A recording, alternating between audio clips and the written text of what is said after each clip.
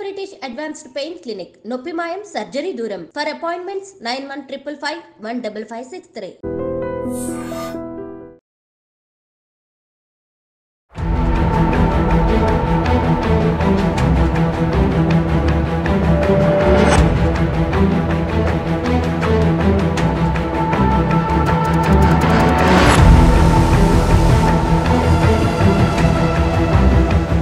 Welcome to I dream. Telangana మాజీ మంత్రి కేటీఆర్ గారు ఇటీవల ఒక ఆసక్తికర వ్యాఖ్యలు చేశారు. అవసరం అనుకుంటే తనను జైల్లో పెట్టండి, చక్కగా యోగా చేస్తా, బయటకు వచ్చి పాదయాత్ర చేస్తానంటూ ఆయన స్టేట్మెంట్ ఇచ్చారు. దీనికి ఆయన జైలుకి వెళ్ళాలంటే ప్రధాన కారణం ఒకటి కనిపిస్తుంది, అది ఈ కార్ ఫార్ములా. ఆ కార్ ఫార్ములాలో అరవింద్ గారికి నేనే చెప్పబట్టే డబ్బులు ఇచ్చారు కాబట్టి ఆ కేసులో మీరు ఎవరినైనా విచారించండి, ఖచ్చితంగా నేను జైలు వెళ్ళడానికి సిద్ధంగా ఉన్నానంటూ ఆయన స్టేట్మెంట్ ఇచ్చారు. ఈ స్టేట్మెంట్ వెనక ఉద్దేశం ఏంటి, అసలు ఈ కార్ ఫారంలో జరిగిన స్కామ్ ఏంటి అనే విషయాన్ని రాజీవ్ రెడ్డి గారిని తెలుసుకున్నాం. సార్ నమస్తే అండి. మీరు నమస్కారం పెట్టలేదు కానీ ఇందులో చాలా క్లియర్ గా చెప్పండి సార్. ఈ కార్ ఫార్ములా హైదరాబాద్ ప్రతిష్టని, తెలంగాణ ప్రభుత్వం యొక్క పర్యాటక చేయడానికి అప్పుడు ప్రభుత్వం తీసుకున్న ఈ మంచి పథకం ఒక స్కామ్ గా మారిందంటూ రేవంత్ రెడ్డి గారు గవర్నమెంట్ చెప్తుంది. ఇందులో చాలా కోట్లాది రూపాయలు మారాయంటూ ఒక ఎంక్వైరీ కూడా జరిగింది. దాని మీద కేటీఆర్ గారు కౌంటర్ ఇస్తూ ఖచ్చితంగా నేను చెప్పబట్టే జరిగింది కాబట్టి నా మీద ఇలాంటి విచారణ సిద్ధం అంటూ అది స్టేట్మెంట్ ఇచ్చారు. అది డెవలప్మెంట్ కార్యక్రమం అనుకోవాలా, లేదు ఇది స్కామ్ అని మీరు అంటారు? తెలంగాణకి టూరిజం పెంచడము, తెలంగాణకి ఆదాయాలు పెంచడం అనేది ఉద్దేశాలు, సదుద్దేశం. అయితే మనకి నేరం జరగడానికి రెండు ఉంటాయండి. తప్పుడు ఉద్దేశంతో తప్పుడు పని చేయటం, మంచి ఉద్దేశంతో కూడా తప్పుడు పని చేయడం. మా అబ్బాయి చక్కగా మార్కులు తెచ్చుకోవాలి, చక్కగా ఉన్నత ఉద్యోగాలు పోవాలని అనుకుంటా. కానీ అదేమంటారు, సినిమాలో చూపెట్టినట్టు చంద్రమోహన్ ఎవరు ఆయన ఎగ్జామ్ రాసే సెంటర్ బయట నుంచి చిట్టి విసిరేస్తున్నా అనుకోండి, ఉద్దేశాలు కరెక్టే, లేదా తప్పు ఉద్దేశం తప్పు చేయడం ఒకటి. అంటే దీనివల్ల నిజంగానే ఎకనామిక్ డెవలప్మెంట్ అవుద్దా, దీనివల్ల డెవలప్మెంట్ అవుద్దా అనేది ఒకటి. మూడోది తీసుకుందాం, డబ్బులు దొబ్బడం కోసము, అర్థమైందండి, తప్పుడు ఉద్దేశంతో చేయడం కోసము ఒక మంచి ఉద్దేశం లాంటిది ఒకటి తగిలిచ్చి దాని ప్రకారం చేయడం. ఇది అయిన తర్వాత చంద్రబాబు నాయుడు గారి స్కిల్ డెవలప్మెంట్ స్కామ్ కి కేటీఆర్ గారు ఇప్పుడు జరుగుతున్న దానికి ఓ రిలేషన్ ఉంది. కేటీఆర్ గారు ఇంతకుముందు అంటే ఆయన పైన అనేక అలిగేషన్లు వస్తున్నాయి. భూములు స్వాహా చేశారు, ధరణిలో వాడుకున్నారు, ఇంకేదో చేశారు. మరి వాటిలలో ఎంతవరకు ఆయన పైన ఉందో లేదో మనకు తెలియదు. కానీ దీంట్లో మాత్రం ఆయన సంతకం పెట్టే ఫండ్స్ రిలీజ్ చేశారు. ఉద్దేశం మంచి అవ్వచ్చు, ఎంచుకున్న మార్గం తప్పవచ్చు, లేదా ఉద్దేశమే తప్పు ఉండొచ్చు, మార్గం తప్పు ఉండొచ్చు, లేదా అసలు ఐడియానే స్కామ్ చేద్దామని దానికి ఒక మంచి ఉద్దేశం తగిలియడం, అంటే సూపర్ఫిషియల్ గా, అది నిజం ఉద్దేశం కాదు, తగిలియడం, ఆబ్జెక్ట్ తగిలిచ్చేయడం. ఇట్లా 3-4 రకాలుగా ఉంటాయి. కేటీఆర్ గారి విషయంకి వస్తే కేటీఆర్ గారి పైన అభియోగాలు అనేకం ఉన్నాయి. సోషల్ మీడియాలో జనం అనేది భూములు స్వాహా చేశారు, ధరణిలో అవకతవకలు పాల్పడ్డారు, ఏదేదో వస్తూ ఉంటాయి. వాటిలో ఎంత నిజమో ఎంత అబద్ధమో మనకి ఇంకా తెలియదు. కాకపోతే ఒకటి ఏంటంటే, ఈ కేసు వచ్చే వరకు చంద్రబాబు నాయుడు గారి స్కిల్ స్కామ్ కి కాస్త సారూప్యత ఉంది.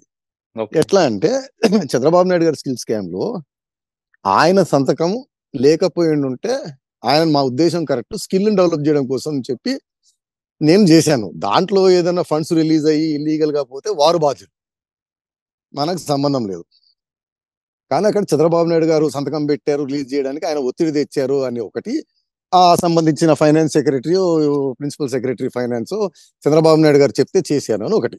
ఇక్కడ సారూప్యత ఏంటిదంటే, కేటీఆర్ గారు చెప్తే రిలీజ్ చేశానని అరవింద్ కుమార్ గారు ఇచ్చినట్టున్నారు, ఐఏఎస్ ఆఫీసర్. దానికి కేటీఆర్ గారు ప్రెస్ కాన్ఫరెన్స్ పెట్టి నేనే సంతకం పెట్టి రిలీజ్ చేయించానని. ఇక్కడ వరకు సారూప్యత ఉంది. ఇంక ఇక్కడి నుంచి వచ్చిన తర్వాత కేటీఆర్ గారు ఇంతకుముందు చెప్పినట్టు కాస్త మాటలు కానీ తెలివితేటలు బాగానే ఉన్నాయి. ఆయన ప్రెస్ కాన్ఫరెన్స్ పెడుతూ మీరు బాగా చూస్తే ఇంకా స్కామ్ ఎక్కడ, ఉద్దేశం గురించి తర్వాత వద్దాం,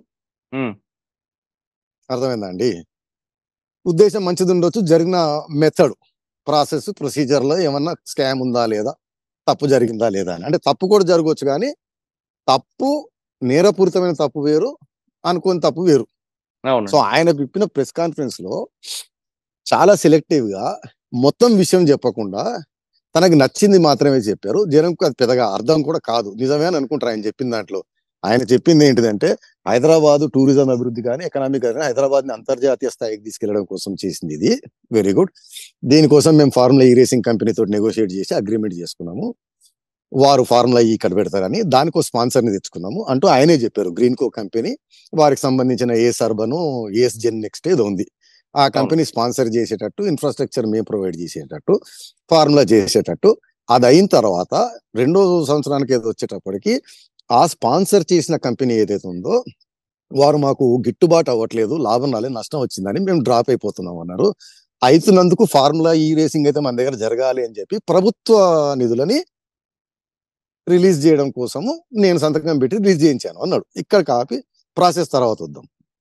ఆయన ఎకనామిక్ డెవలప్మెంట్ ఎంతో జరుగుతుంది, మనకి రాష్ట్రానికి బెనిఫిట్ జరుగుతుంది అని అంటేనేమో మరి ఆ కంపెనీకి నష్టం జరగకూడదు, నష్టం జరిగింది. మరి హైదరాబాద్కి ఎంత లాభం జరిగింది అనేది ఆయన ఎక్స్ప్లెయిన్ చేయగలగాలి.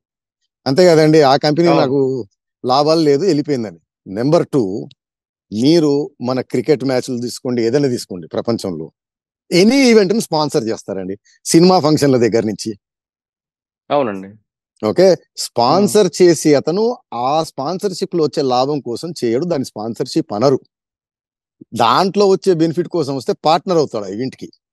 స్పాన్సర్ గాడు స్పాన్సర్ చేసి అతను తను స్పాన్సర్ చేయడం ద్వారా అతని హోర్డింగ్, అతని బోర్డు, అతని బ్యానర్, అతని పేరు పెట్టి అతనికి వచ్చే benefit is advertisement of his company.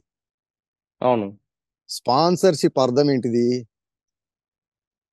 అతను స్పాన్సర్ చేయడం అంటే స్వచ్ఛందంగా డబ్బులు ఇవ్వడం, అక్కడి నుంచి లాభం గాని రాబడి గాని ఆశించకపోవడం ఈ స్పాన్సర్షిప్. నేను కూడా డబ్బులు పెడతాను, రేసింగ్ చేద్దాము, దాంట్లో వచ్చిన లాభాలు పంచుకుందాం అన్నారు అనుకోండి, ఇన్వెస్టర్ అవుతాడు, పార్ట్నర్ అవుతాడు, స్పాన్సర్ కాడు. దీనిపైన కేటీఆర్ గారు ఎక్స్ప్లెనేషన్ ఇవ్వాలి. మీరు మళ్ళా వినండి కేటీఆర్ గారు ప్రెస్ కాన్ఫరెన్స్.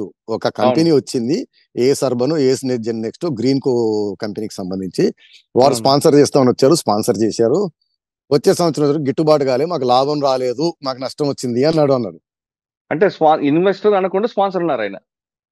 కాదు, అగ్రిమెంట్ లో స్పాన్సర్ అని ఉంటుంది. అదే నేను వస్తున్నా, ఉండండి. అక్కడే తిరకాసు అదంతా ఉండేది. సో ఈ ఇంటర్వ్యూ చూసిన ప్రజలందరికీ తెలుసు, అందరూ స్పాన్సర్ అనేది నేను చేస్తే దాంట్లో నేను లాభం ఆశించను. దానివల్ల నాకు వచ్చే అడ్వర్టైజ్మెంట్. ఇప్పుడు సహారా వెనకటికి చేసేది ఇప్పుడు ఏ కంపెనీ చేస్తుంది ఇండియన్ క్రికెట్ టీమ్ కి? వారు అక్కడ అమ్మిన టికెట్లలో లాభం, స్టేడియం లాభం రాదు వాళ్ళకి, వారు అడ్వర్టైజింగ్ అది. అవును, స్పాన్సర్, కో స్పాన్సర్ రెండు ఉంటాయి. ఎవరండి co sponsor, associate sponsor, side sponsor, చిన్న స్పాన్సర్, పెద్ద స్పాన్సర్, రకరకాల స్పాన్సర్లు ఉంటారు. వారంతా ఆ ఈవెంట్ లో ఆ ఈవెంట్ వల్ల ఆ ఈవెంట్ లో వారి కంపెనీలకి అడ్వర్టైజ్మెంట్ అది. అదే వాళ్ళ ప్రొడక్ట్ ని పబ్లిష్ చేసుకుంటారు. కాబట్టి లాభం నష్టంతో సంబంధం ఉండకూడదు. అంటే కేటీఆర్ గారు చెప్పింది అంటే స్పాన్సర్ అంటున్నాడు, లాభం రాలేదు అంటున్నాడు. మరి వారు లాభం కోసం వచ్చారా? ఒకటి. ఇదైన తర్వాత ఆ కంపెనీకి నష్టం వచ్చింది అన్నాడు. మరి ఆ రేసింగ్ చేసి అప్పుడు పెట్టిన ఖర్చు పెట్టుబడి పెడితేనే నష్టం వచ్చిన తర్వాత మరి ఎకనామిక్ గా, ఫైనాన్షియల్ గా ఎంత బెనిఫిట్ వచ్చిందో కాస్త ఎక్స్ప్లెయిన్ చేయాల్సింది. ఇంకా మూడో ప్రాసెస్ లో ఏం జరిగిందంటే కేటీఆర్ గారు ఇది ట్రైపర్టైట్ అగ్రిమెంట్. అంటే మీరు వెనక్కి వెళ్ళి మల్లు భట్టి విక్రమార్క గారు ప్రభుత్వం మారతానే ఆర్థిక శాఖ మంత్రి మరియు డిప్యూటీ చీఫ్ మినిస్టర్ కింద ఆయన ఒక ప్రెస్ కాన్ఫరెన్స్ పెట్టి చెప్పారు దీంట్లో జరిగింది అని. దాన్ని బట్టి మనం చెప్తాం 3 పార్టీలకి అగ్రిమెంట్ జరిగింది. ఫార్ములా ఈ రేసింగ్ కంపెనీ, రాష్ట్ర ప్రభుత్వం అంటే రిప్రజెంట్ బై హెచ్ఎండిఏనో జిహెచ్ఎంసిఓ, మూడోది ఆ ఏస్ అర్బన్, ఏస్ జెన్ నెక్స్ట్. ఈ ఒప్పందంలో వింతైన విషయం ఏంటిదంటే ఇన్ఫ్రాస్ట్రక్చరు అదంతానేమో రాష్ట్ర ప్రభుత్వం ఖర్చు పెట్టి చేస్తుంది. అది 30 కోట్లు, 40 కోట్లు, 20 కోట్లు ఎంత. మిగతా ఈవెంట్ కి కావాల్సిన పెట్టుబడి ఈ రెండో కంపెనీ ఏస్ జెన్ నెక్స్ట్, ఏస్ అర్బన్ అంటే గ్రీన్ కోకి సంబంధించిన కంపెనీ, అది కేటీఆర్ గారే చెప్పారు వారు ప్రెస్ కాన్ఫరెన్స్. టికెట్లు అమ్ముకున్న డబ్బు, రెవెన్యూ అంతా ఆ కంపెనీ తీసుకుంటది. ఓకే. రేసింగ్ ఏమో ఫార్ములా ఇది 2 వేసినందుకు వారు రేసింగ్ చేసి వారు వెళ్ళిపోతారు. వారు రేసింగ్ చేయడానికి వచ్చినందుకు వారికి 100 కోట్లు, 110 కోట్లు కట్టాలి, అది రాష్ట్ర ప్రభుత్వం కట్టాలి. సో ఇక్కడే లాజిక్ తిరకాసు. వారు స్పాన్సర్ అయినప్పుడు టికెట్లు వీరికి సంబంధం లేదు, టికెట్లు అమ్మిన డబ్బులు వాళ్ళకి రావు. సినిమా ఫంక్షన్ జరుగుతుందండి, ప్రీమియం వేస్తారు, ఓరు స్పాన్సర్షిప్ వేస్తే వారు చేస్తే ఆ టికెట్ లాభాలు అది రన్ చేసిన కంపెనీ తీసుకుంటుంది తప్పిస్తే స్పాన్సర్ చేసిన కంపెనీ తీసుకోదు. అంటే రాష్ట్ర ప్రభుత్వానికి ఆదాయం రావాలి అవును. టికెట్లు అమ్మడం ద్వారా. ఎందుకు రాష్ట్ర ప్రభుత్వం పెట్టుబడి పెట్టింది, వారు పెట్టుబడి పెట్టి స్పాన్సర్ కాదు, ఇప్పుడు పార్ట్నర్ అయ్యారు వారు. అవును. మరి పార్ట్నర్ అయినప్పుడు టికెట్లు అమ్మిన లాభం కానీ వేరే లాభం కానీ రాష్ట్ర ప్రభుత్వాల ఆదాయం లేదు. రాకపోగా ఆ ఫార్ములా రేసింగ్ ఇక్కడ చేసినందుకు 100 కోట్లు 110 కోట్లు రాష్ట్ర ప్రభుత్వం మళ్ళీ కట్టింది. అవును. వారు నోటీస్ కూడా పంపించారు రాష్ట్ర ప్రభుత్వానికి, ఉమ్, కాంట్రాక్ట్ బ్రేక్ చేశారు, మీ పైన కేసు వేస్తాం లండన్ లో ఎక్కడ. ఏంటంటే ఇవ్వాల్సిన డబ్బులు ఇవ్వలేదు అని. దానికి ఏంటంటే ఈ గ్రీన్ కో కంపెనీ, అర్బన్ కంపెనీ వీరికి పేమెంట్ చేసినట్టు రాష్ట్ర ప్రభుత్వం ఆ కంపెనీ వాడికి కట్టలేదు. ఓకే. ఏమన్నా అర్థమైంది? అతను నోటీస్ పంపించినట్టు అంటే మీడియాలో వచ్చిన అదే నాకు గుర్తున్నది వరకు చెప్తున్నాను. ఉమ్, ఉమ్, సో అతను స్పాన్సర్ కాదు, అతను పార్ట్నర్. టికెట్ల మీద ఆదాయం తీసు మరి పార్ట్నర్ అయినప్పుడు ఎవరెంత పెట్టుబడి పెడితే అంత షేర్ రావాలి. ఉమ్, అది రాలేదు. ఆ లాభం అంతా టికెట్ల మీద డబ్బు అంతా అతను తీసుకున్నాడు, ఆ కంపెనీ తీసుకుంది. ఈ కంపెనీకి పేమెంట్ ఇన్ఫ్రాస్ట్రక్చర్ అంతా కష్టపడి చేసిన రాష్ట్ర ప్రభుత్వం చేతిలో ఏది లేదు, లేదు. అది అయిపోయింది. అర్థమైందండి? ఉమ్, సో అక్కడే మీకు ఏదో నేరం జరిగింది, స్కామ్ జరిగింది అని ఉమ్, ఒకటి అంటే ఎంక్వైరీలో తేలాలి మనకి. ఇంటర్ ఇదైన తర్వాత సెకండ్ సీజన్ కి ఆ కంపెనీకి నేను పెట్టాను, ఎందుకంటే టికెట్లు అమ్మిన డబ్బు అంత రాలేదు, నేను పెట్టినంత అవును. నష్టం వచ్చింది, వెనక్కి వెళ్ళిపోతున్నా అంది. కాబట్టి ఫైనాన్షియల్ గా ఏం బెనిఫిట్ అయింది అనేది దీని ద్వారానే మనకు అర్థమైంది. ఉమ్, ఈ టికెట్ల వల్ల లాభం లేదు, దాని వల్ల లాభం లేదు, వెళ్ళిపోతున్నా అని. ఉమ్, వెళ్ళిపోతున్నప్పుడు రాష్ట్ర ప్రభుత్వం తర్వాత ఇంత ప్రెస్టీజియస్ ఈవెంట్ మన రాష్ట్రం నుంచి వెళ్ళిపోకూడదు, మనమే డబ్బులు కడదాము అని అన్నారంటే. అవును. అందుకే 50 ఆయన ప్రెస్ లక్షలు. కాన్ఫరెన్స్ అవును. 110 కోట్లు రిలీజ్ చేయాల్సింది, దాంట్లో 55 రిలీజ్ చేశారు. 55 కోట్లు. ఇక్కడ ఇంకో మిస్టేక్ బ్లండర్ ఏం జరిగిందంటే, ఉమ్, అంటే చీఫ్ సెక్రటరీ గారు మెమో ఇచ్చారు అరవింద్ కుమార్ గారికి, దీనిపైన ఎక్స్ప్లెనేషన్ అడుగుతూ. వారి దాని ప్రకారం ఆర్టికల్ 299 ఆఫ్ భారత రాజ్యాంగం ప్రకారము ఎనీ స్టేట్ గవర్నమెంట్ ఏజెన్సీ ఒక ఒప్పందం చేసుకోవాలి, డబ్బులు ఇవ్వాలంటే కాంపిటెంట్ అథారిటీ యొక్క permission. Competent authority governor. Um, మీకు తెలుసు, ప్రతి జీవో పైన by and on behalf of the governor principal secretary గారు పెడతారు. సో ఒప్పందం principal secretary on behalf of governor చేయాల్సింది తప్పిస్తే అరవింద్ కుమార్ గారు, జేఎస్ రంజన్ గారు, కేటీఆర్ గారు చేయకూడదు. ఉమ్, అవునండి. అర్థమైందండి? ఉమ్, సో అది through proper channels file circulate అయ్యి సెక్రటేరియట్ బిజినెస్ రూల్స్ ప్రకారం వెళ్ళి గవర్నర్ గారు ఆమోదం తర్వాతే ఒప్పందం గాని పేమెంట్ గాని జరగాల్సింది. కానీ ఇక్కడ అలా జరగలేదు. వారు కేటీఆర్ గారు తెలివిగా అది చెప్పట్లేదు.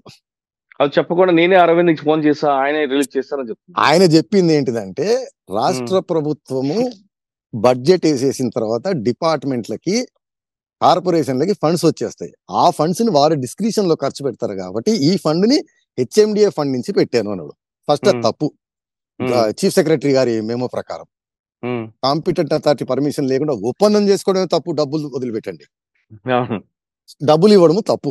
రెండోది డిస్క్రిప్షన్ కింద వదిలిపెట్టేది ఏంటంటే, ఇప్పుడు సపోజ్ నేనున్నాను, చెప్పాను ఇంత ముందు, ఒక కుటుంబం 4 పిల్లలమని.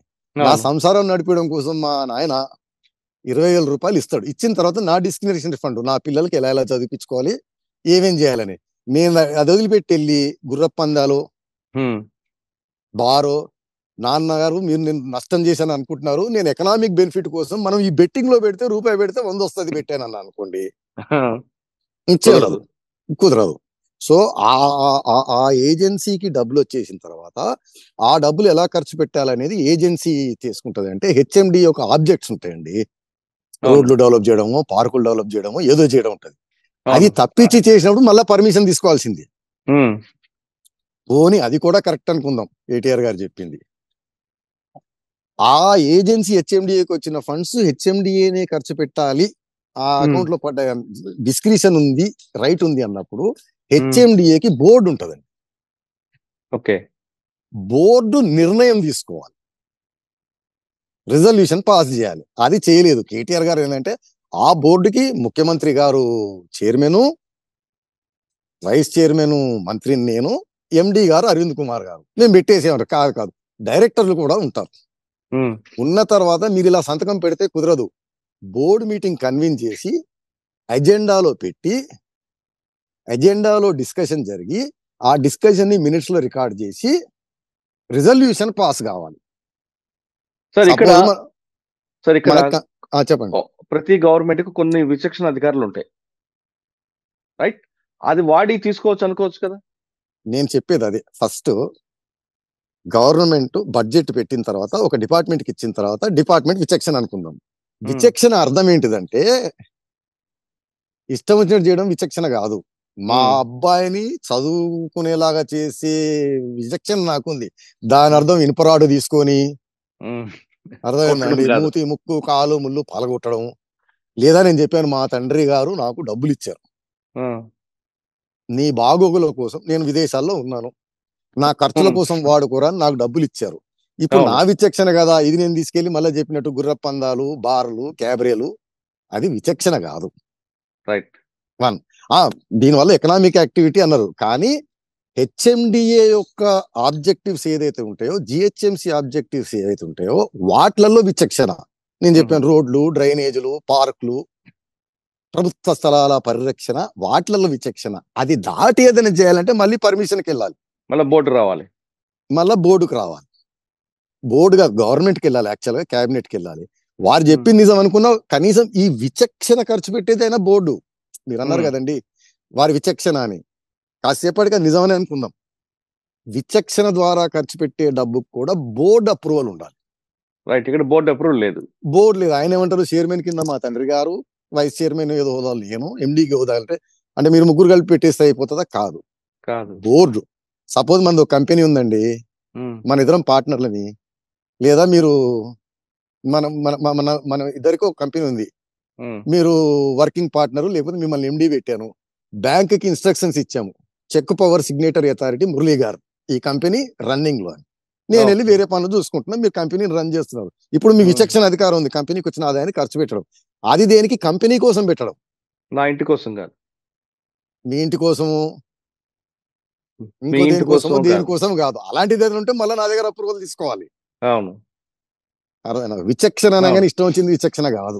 సో అది కంపల్సరీగా క్యాబినెట్ పోవాలి. పోని కేటీఆర్ గారు చెప్పింది నిజమే అనుకున్నా బోర్డు అప్రూవల్, ఎందుకంటే హెచ్ఎండి యొక్క కోర్ ఆబ్జెక్టివ్స్ కాదు అది. కరెక్ట్. వేరే పర్పస్ ఖర్చు పెడుతున్నారు. ఆదానికి ఇప్పుడు టూరిజం ద్వారా డబ్బులు వస్తాయంటే టూరిజం డిపార్ట్మెంట్ ఖర్చు పెట్టాలండి, హెచ్ఎండిఏకి ఎందుకు? అవును. మీరు చెప్తున్నారు హెచ్ఎండిఏకి ఉన్నది కూడా మంచి ఇన్ఫ్రాస్ట్రక్చర్ కానీ లేదా రోడ్స్ కానీ లేదా ఒక మంచి ఐలాండ్ కానీ దాన్ని ఖర్చు పెట్టామంటే ఒక రీజన్. నేను అనేది ఈ ఇన్ఫ్రాస్ట్రక్చర్ కి 20 కోట్లు 50 కోట్లు ఖర్చు పెట్టారు కదా, అది ఖర్చు పెట్టడం తప్పు లేదు. ఆ కంపెనీకి 110 కోట్లు 100 కోట్లు ఇవ్వడం.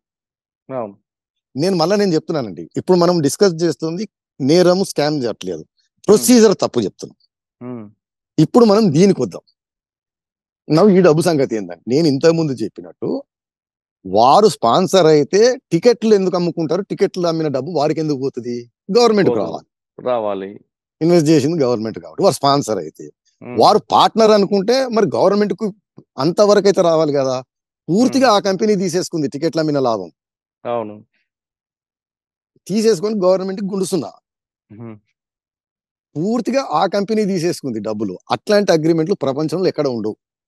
నేను 50% నేను పెడితే 50% మీరు పెడితే ఏదైనా అమ్ముకున్న దాంట్లో లాభం 50-50 ఉంటది.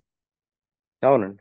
లేదా చెప్తున్నట్లుగా కేటీఆర్ గారు చెప్తున్నట్టు ఆయన స్పాన్సర్ అయితేనేమో అసలు ఈ 50% కూడా తీసుకోడు, 100% నాకే వస్తుంది, ఆయనకి అడ్వర్టైజ్మెంట్ అవుతుంది.